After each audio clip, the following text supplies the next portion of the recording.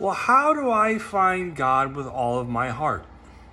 I prayed for years. I've asked him, I've reached out to him, I poured my heart out, but he's never answered me.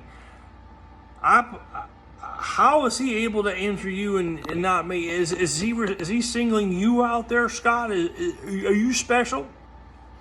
No, I'm not.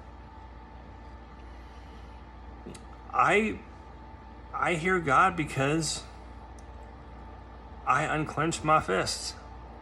I turn off all questions. And most important of all, I have experienced a fraction of God early on where I was like, wow, this is just amazing. Who is this? And I got to know more and more and more and more each time out, where now it's all about knowing him. I don't care about miracles. Miracles are boring. Miracles just leave me cold. Healings, blah, blah, blah. Coming down, blah, blah, blah. All this kind of stuff, blah, blah, blah. Starting with blah, blah, blah. I just want to know the Father.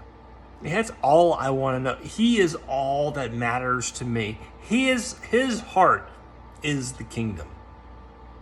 His presence is the kingdom. He's all I want.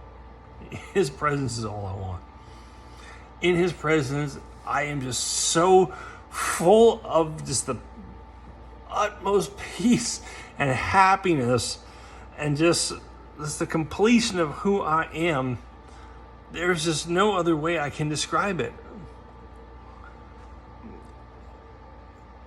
And the scripture affirms it. In Psalm 16, verse 11, in his presence you'll find fullness of joy. And I learned that after the fact.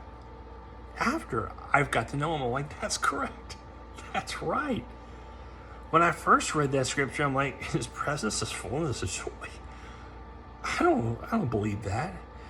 And I kind of shut that off. Then when I came to God through the Spirit and came back around, and then when I read the scripture from the Spirit in there, and I'm like, of course he is.